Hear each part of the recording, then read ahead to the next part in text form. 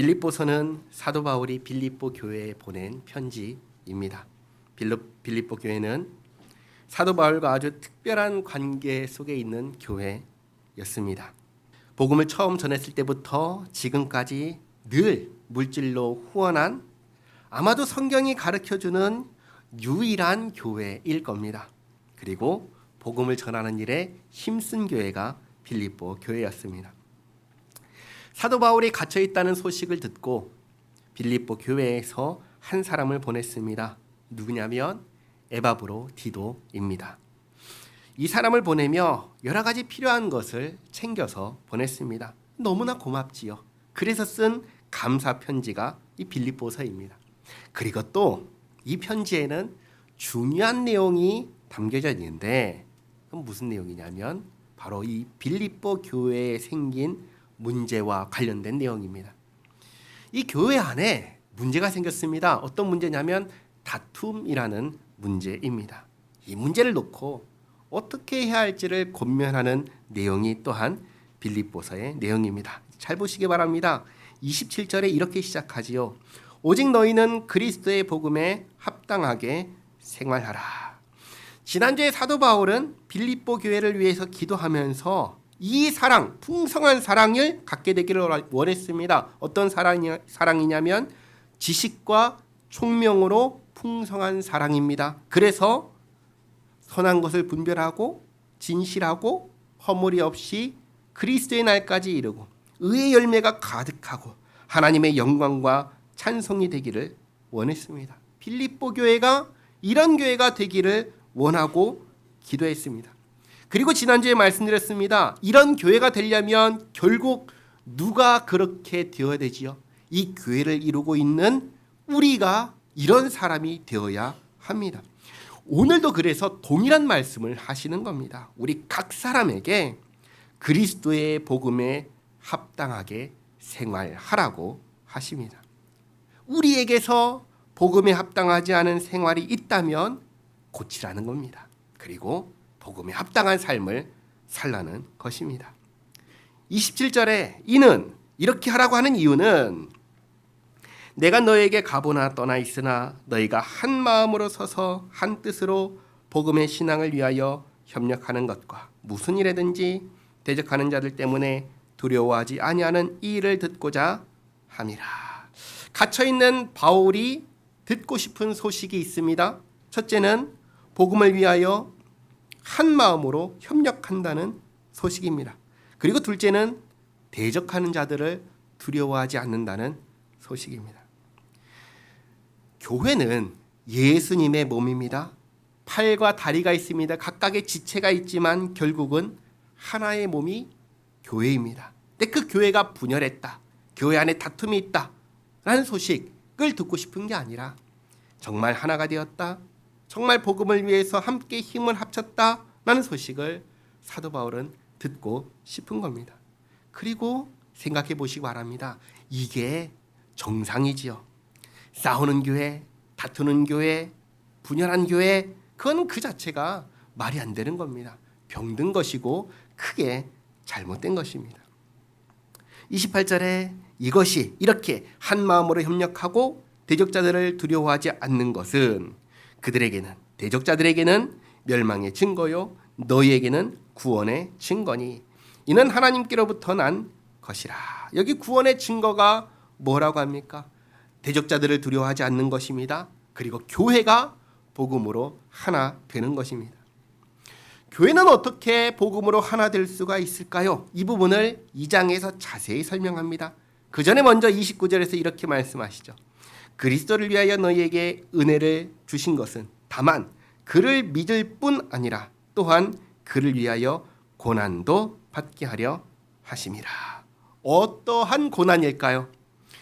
복음에 합당한 생활을 하기 위한 고난입니다. 바울이 지난주에 기도했던 그런 교회를 이루기 위한 고난입니다. 30절에 너희에게도 그와 같은 싸움이 있으니 너희가 내 안에서 본 바요 이제도 내 안에서 듣는 바니라.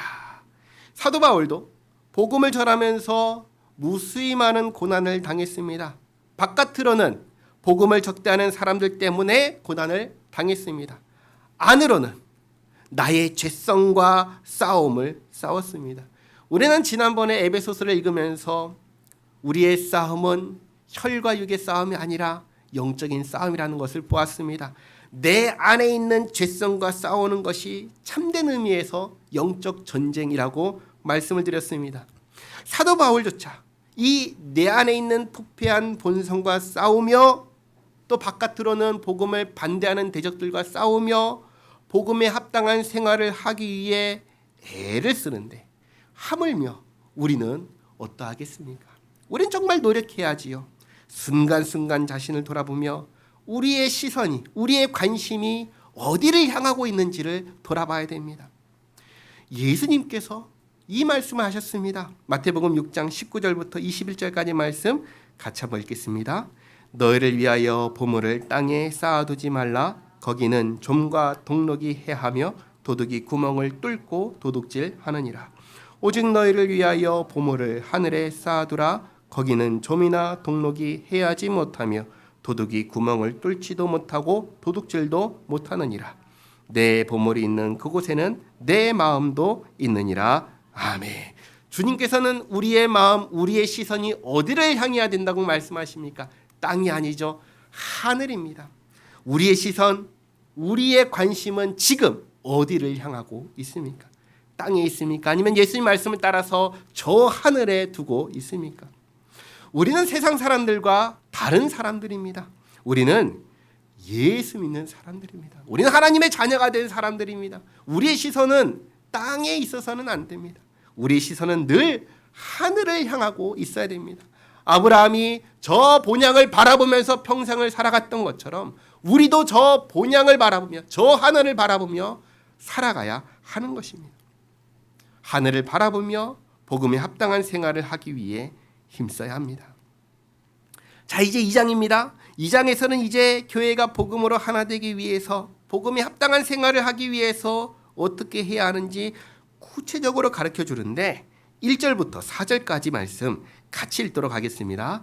그러므로 그리스도 안에 무슨 권면이나 사랑에 무슨 위로나 성령의 무슨 교제나 긍휼이나 자비가 있거든 마음을 같이하여 같은 사랑을 가지고 뜻을 합하여 한 마음을 품어 아무 일에든지 다툼이나 허영으로 하지 말고 오직 겸손한 마음으로 각각 자기보다 남을 낮게 여기고 각각 자기 일을 돌볼 뿐더러 또한 각각 다른 사람들의 일을 돌보아 나의 기쁨을 충만하게 하라.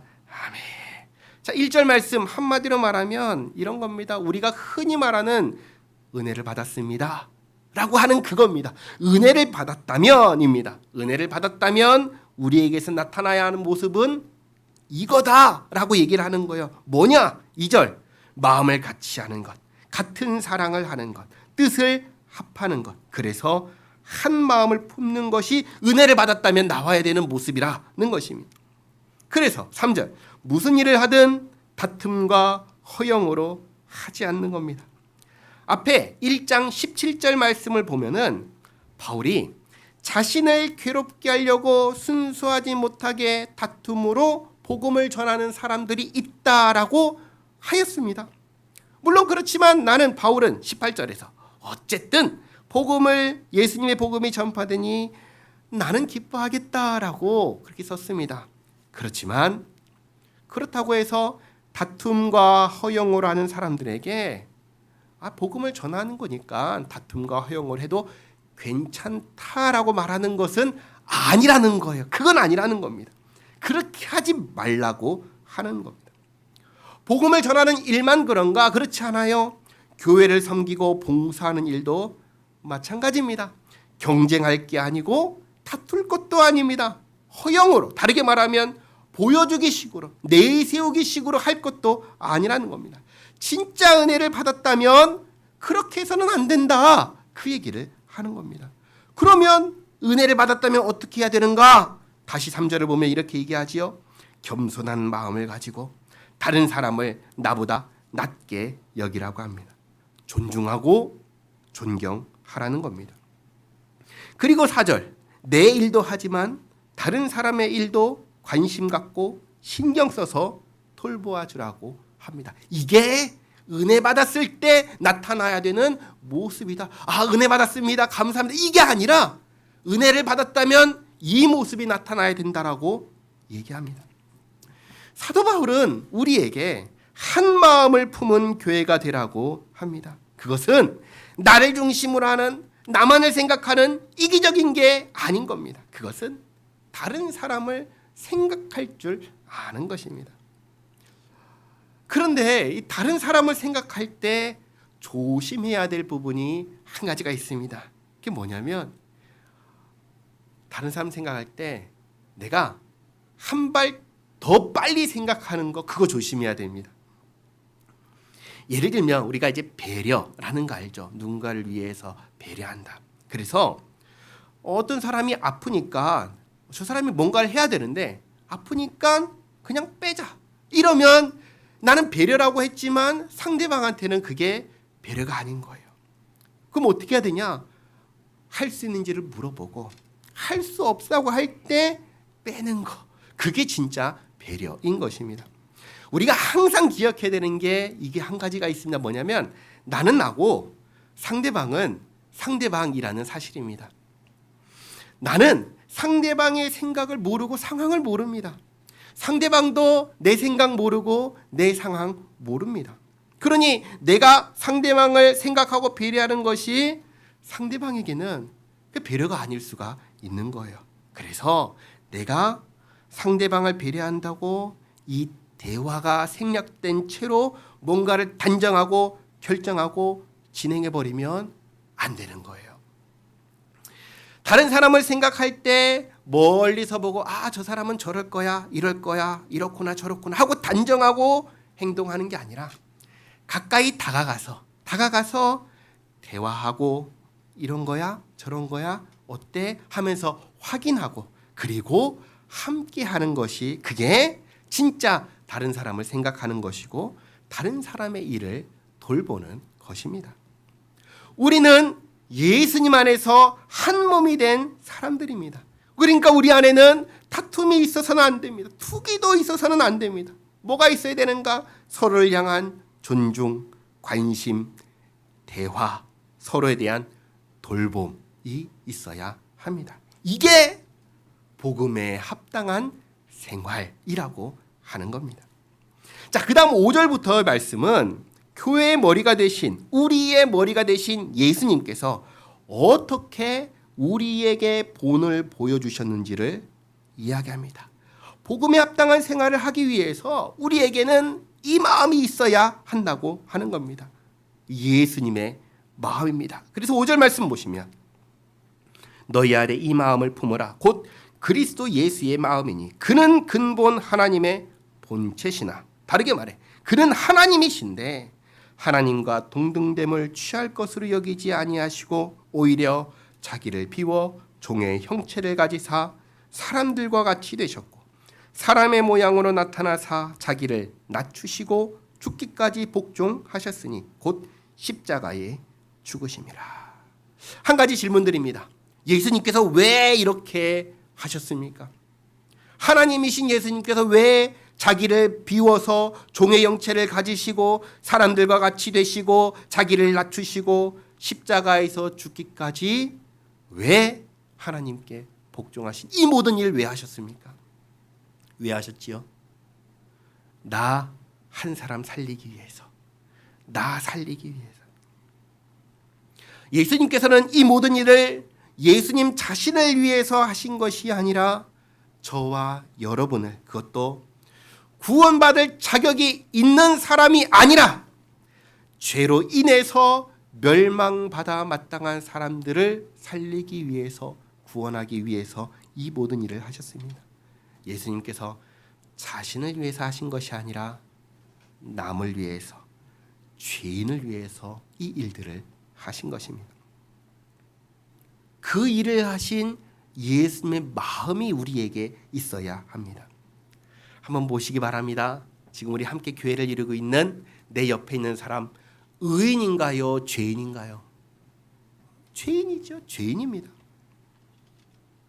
죄인이기 때문에 내 마음에 안 들 수 있고 나랑 안 맞을 수 있습니다. 죄인이니까요. 그런데 중요한 것은 그게 아닙니다. 중요한 것은 나를 위해서 또 내 옆에 함께 교회를 이루고 있는 그 사람을 위해서 예수님께서 자기 생명을 주셨다는 사실이 중요합니다. 그리고 예수님께서 살리신 내 옆에 있는 사람을 주님께서 어떻게 하라고 하셨죠? 사랑하라고 하셨다는 이 사실이 중요한 겁니다.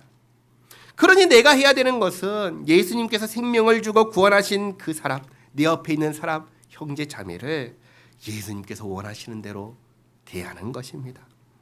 앞에서 말했던 남을 나보다 낫게 여기고 존중하는 것입니다. 예수님의 생명을 가진 사람이잖아요. 존중해야지요. 그리고 돌봐야지요. 예수님께서 보여주신 그 본을 따라서 그 마음을 갖고 내 옆에 있는 사람에게, 다른 사람도 아니라 함께 교회를 이루고 있는 이 내 옆에 있는 형제 자매를 그렇게 대하는 것입니다. 그게 뭐냐?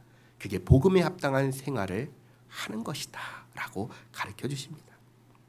9절에 이름으로 하나님이 그를 지극히 높여 모든 이름 위에 뛰어난 이름을 주사 하늘에 있는 자들과 땅에 있는 자들과 땅 아래 있는 모든 자들로 모든 무릎을 예수의 이름에 꿇게 하시고 모든 입으로 예수 그리스도를 주라 시인하여 하나님 아버지께 영광을 돌리게 하셨느니라. 예수님 지금 어디 계시죠? 예수님은 지금 하나님의 보좌 우편에 앉아 계십니다. 거기에서 뭐 하시죠? 우리를, 교회를 다스리고 계십니다. 그리고 거기에서 우리에게 주님께서 명령하시죠. 무엇을 명령하시죠? 서로 사랑하라 명령하십니다. 내가 너희를 사랑한 것 같이 너희도 서로 사랑하라 하십니다. 그 사랑을 머리 대신 주님의 명령을 받은 몸된 우리가 해야 하는 것입니다. 12절에 그러므로 나의 사랑하는 자들아 너희가 나 있을 때뿐 아니라 더욱 지금 나 없을 때에도 항상 복종하여 두렵고 떨림으로 너희 구원을 이루라. 여기서 말하는 구원은 뭘까요? 지옥에서 천국으로 옮겨가는 구원일까요? 그게 아닙니다. 여기서 말하는 구원은 성화를 말합니다. 거룩하여지는 것을 말합니다. 뭐냐면 구원받은 자에게 구원받은 자로서 살라는 것입니다. 구원받은 자니까, 복음을 받은 자니까 복음에 합당한 생활을 하라고 하는 겁니다. 그러지 않으면 무슨 일이 일어날까요? 하나님께서 내버려 두실까요? 그러지 않죠. 하나님께서 징계하십니다. 마치 부모가 엇나가는 자녀를 바른 길로 돌아오게 하기 위해서 징계하듯이 징계합니다. 그래서 구원받은 자로서 구원받은 자답게 만들어 가십니다. 누가 하시죠? 하나님께서 하십니다. 그러니 두렵고 떨림으로 구원을, 성화를, 복음에 합당한 삶을 이루라 하십니다. 그래서 13절 너희 안에서 행하시는 이는 하나님이시니 자기의 기쁘신 뜻을 위하여 너희에게 소원을 두고 행하게 하시나니 모든 일을 원망과 시비가 없이 하라. 우리가 이렇게 함께 할 때, 함께 교회를 이루고 함께 일을 할 때 원망하지 말고 시비를 가리지 마라. 시비가 없게 하라. 다르게 말하면 제발 싸우지 말고 다투지 말고 시기하고 질투하지 말라는 겁니다. 왜 그렇죠? 그 모든 것은 다 어디에서 나오는 걸까요? 다 우리 안에 있는 죄성에서 나오는 것입니다. 구원받은 새 사람단 우리에게서 나와야 될 모습들이 아닌 겁니다. 물론 우리는 영적인 싸움을 싸워야 됩니다. 이 싸움은 앞에서도 말씀드렸지만 내 안에 있는 죄성과 싸우는 싸움입니다. 내 옆에 있는 형제 자매와 싸우는 싸움이 아닌 거예요. 혈과 육의 싸움이 아닙니다. 죄성과 싸우는 싸움이기에 영적인 싸움이라고 하는 겁니다. 눈에 보이는 싸움을 싸우는 게 아니에요. 우리가 함께하는 이곳에서는 뭐가 있어야 되냐면 주님의 은혜와 평화만이 있어야 하는 겁니다. 여기에 같이 있는데 원망과 시비가 있으면 되냐? 안 된다는 겁니다.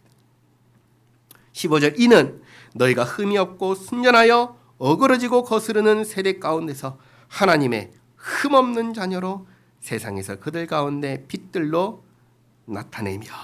한번 생각해 보시기 바랍니다. 싸우고 다투면 그게 세상의 빛이 되겠습니까? 본이 되겠습니까? 안 되지요. 그러나 우리가 함께 살다 보면은 화날 일이 있습니다. 싸울 일도 생깁니다. 이해가 안 되는 일도 있을 수 있습니다. 그러면 우리는 어떻게 해야 될까요? 우리는 그럴 때 기도해야죠. 기도해야죠. 우리는 예수 믿는 사람이잖아요. 문제가 생기면 가장 먼저 무엇을 해야 됩니까? 기도해야 합니다. 기도하고 그 다음 뭐 해야 되죠? 대화해야죠. 무슨 일이 있어? 힘든 일이 있어? 왜 이렇게 할까? 무슨 일이 있길래 그럴까? 물어봐야죠. 확인을 해야죠. 그런데 기도도 못하겠다, 대화도 못하겠다, 그러면 어떻게 해야 될까요? 지난번에 말씀드린 적이 있죠.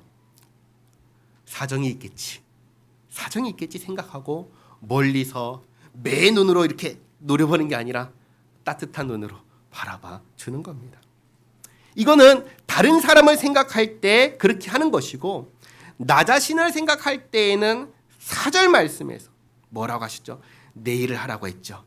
내일을 하라고 했습니다. 그러니까 다른 사람에게는 그렇게 하지만 나 자신에 대해서는 나에게 주어진 역할에 충성하는 겁니다. 나에게 주어진 역할에 충성하면서, 그래, 내가 해야 될 것은 다른 사람 돌보고 이해하고 용서하고 기도하고 다투지 않고 시비 없이 예수님 마음으로 같이 교회를 이루어가는 거구나, 이것을 생각하는 겁니다. 이게 복음에 합당한 생활을 하는 것입니다. 자, 만약 빌립보 교회가 오늘 이 편지를 받고 읽고 마음에 받아들여서 이런 교회를 이룬다면 바울은 어떨까요? 기쁠까요? 슬플까요? 너무나 기쁘겠죠. 그래서 16절에 이렇게 말하는 겁니다. 생명의 말씀을 밝혀 나의 다름질이 헛되지 아니하고 수고도 헛되지 아니하므로 그리스도의 날에 내가 자랑할 것이 있게 하려 함이라.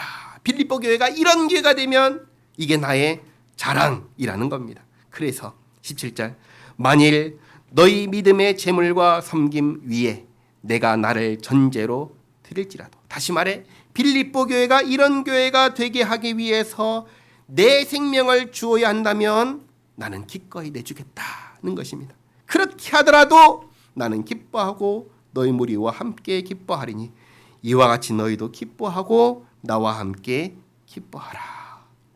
빌립보 교회가 바울과 함께 기뻐하려면 어떻게 해야 할까요? 지금 바울이 말한 그런 교회가 되어야 됩니다. 복음에 합당한 생활을 해야 됩니다. 함께 하나 된 교회를 이루어야 됩니다. 그래야 바울과 함께 기뻐할 수 있습니다. 19절에 내가 디모데를 속히 너희에게 보내기를 주 안에서 바람은 너희의 사정을 알므로 안위를 받으려 함이니 너희가 내 말대로 한다는 소식을 듣고 안심하고 위로를 받기 원하니 이는 뜻을 같이 하여 너희 사정을 진실히 생각할 자가 이밖에 내게 없음이라. 그들이 다 자기 일을 구하고 그리스도 예수의 일을 구하지 아니하되 디모데의 연단을 너희가 안 하니 자식이 아버지에게 함과 같이 나와 함께 복음을 위하여 수고하였느니라. 옛날 얘기를 하는 거죠. 2차 전도 여행 때 디모데가 합류했습니다. 같이 빌립보에 갔어요. 빌립보에 있었던 모든 일 가운데 디모데가 함께 했습니다. 그러니 디모데도 빌립보 교회를 알고 빌립보 교회도 디모데를 알았습니다.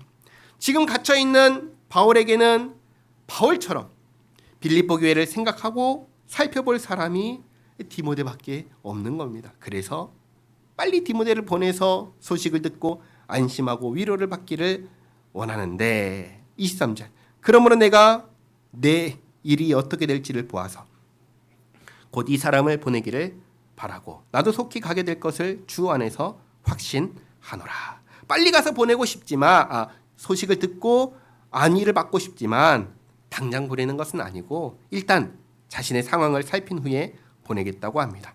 대신 이 편지를 들고 가는 건 여기 왔던 에바브라 디도가 이제 가지고 갑니다. 25절, 그러나 에바브로 디도를 너희에게 보내는 것이 필요한 줄로 생각하노니 그는 나의 형제여 나와 함께 수고하고 함께 군사된 자요 너희 사자로 내가 쓸 것을 돕는 자라. 그가 너희 무리를 간절히 사모하고 자기가 병든 것을 너희가 들은 줄을 알고 심히 근심한지라. 에바브로 디도는 빌립보 교회에서 파송을 받아서 바울에게 온 사람입니다. 그런데 그만 병이 들었습니다. 매우 심각한 병이 들었습니다. 27절 말씀 보시면 죽을 병이라고 나와 있습니다. 그런데 이 에바브로디도가 얼마나 착한 사람이냐면 자기가 병들어 죽게 되었다라는 소식을 자기를 보낸 빌립보 교회가 알게 된 것을 알고 자기 때문에 교회가 걱정하니까 그게 너무 미안한 거예요. 죽어가면서도 그게 너무나 미안해하는 겁니다. 그러다가 27절 그가 병들어 죽게 되었으나 하나님이 그를 긍휼히 여기셨고 그뿐 아니라 또 나를 긍휼히 여기사 내 근심 위에 근심을 면하게 하셨느니라. 이렇게 하나님의 은혜로 죽을 병이 나았습니다. 그러므로 내가 더욱 급히 그를 보낸 것은 너희로 그를 다시 보고 기뻐하게 하며 내 근심도 덜려 함이니라. 에바브라디도도 자기가 낳았다는 소식을 빨리 전하고 싶고 또 그 소식을 듣고 교회가 안심하고 기뻐하게 하고 싶고 그래서 빌립보 교회를 향한 걱정도 덜게 하고 싶어서 에바브로디도를 빨리 보냈다라고 하는 겁니다. 그 편에 이 편지도 들고 가게 한 겁니다. 자, 그다음 29절입니다. 이러므로 너희가 주 안에서 모든 기쁨으로 그를 영접하고 또 이와 같은 자들을 존귀히 여기라. 이와 같은 자들 누구 같은 사람이죠? 에바브로디도 같은 자들입니다. 왜냐하면 30절 그가 그리스도의 일을 위하여 죽기에 이르러도 자기 목숨을 돌보지 아니한 것은 나를 섬기는 너희의 일에 부족함을 채우려 함이니라. 쉽게 말해 지금까지 말한 바울의 모든 당부들, 교회가 정말 하나 되고 겸손하고 상대방을 존중하고 내 일도 열심히 하고 다른 사람도 돌보는 이 일을 실제로 한 사람이 누구냐? 에바브로디도라는 겁니다. 이 사람이 내가 말한 대로 복음에 합당한 생활을 하는 사람이라는 겁니다. 그래서 에바브로디도 뿐만 아니라 이처럼 내가 말한 대로 교회를 이루려고 하는 사람들을 복음에 합당한 생활을 하려고 하는 사람들을 존귀히 여길 것을 당부하는 겁니다. 자, 오늘 말씀의 핵심은 이것입니다. 복음에 합당한 생활을 하시기 바랍니다. 이 생활의 본을 예수님께서 보여주셨습니다. 죄인을 구원하기 위해서 자신의 하나님 되심을 비우시고 사람이 되어 죽기까지 순종하셨습니다. 교회를 이루는 우리 모두는 바로 이 마음을 가져야 됩니다. 예수님처럼 함께 교회를 이루는 내 옆 사람을 나보다 낮게 여기고 무슨 일을 하든지 다툼, 원망, 시비로 하지 말고 한 마음으로 내 일도 열심히 하지만 옆 사람의 일도 관심 갖고 대화하며 돌봐야 합니다. 이게 복음에 합당한 생활입니다. 사도 바울은 오늘 말씀 시작하면서 복음에 합당하게 생활하라고 하였습니다. 이제 우리 모두 다 복음에 합당한 생활이 무엇인지 알았습니다. 알면은 뭐 해야 되죠? 실천을 해야지요. 우리 푸른초장교회가 교회를 이루는 우리 각 사람이 예수님의 마음으로 하나 된 교회를 이루고 복음에 합당한 이 생활을 통해서 참으로 우리 주님의 마음을 시원하게 하고 기쁘게 하는 그런 교회가 되기를 바랍니다. 기도하겠습니다. 하나님 감사합니다. 오늘 말씀을 통해 복음에 합당하게 생활하는 것이 무엇인지 알게 하시니 감사합니다. 예수님께서 우리에게 본을 보이셨던 것처럼 저희도 예수님의 본을 따라 예수님의 마음을 품고 살게 하옵소서. 저희 안에 있는 모든 다툼, 허영, 원망, 시비를 내려놓게 하옵소서. 겸손한 마음으로 서로 존중하며 나보다 낮게 여기고 나의 일에 충성하며 또 다른 사람 일에도 관심을 가지고 돌볼 수 있는 그런 마음, 사랑의 마음을 갖게 하옵소서. 그렇게 저희가 세상의 빛으로 드러나게 하시고 정말 주님께서 기뻐하시는, 주님께서 원하시는 그런 교회 이루게 하옵소서. 예수님의 이름으로 기도하옵나이다. 아멘.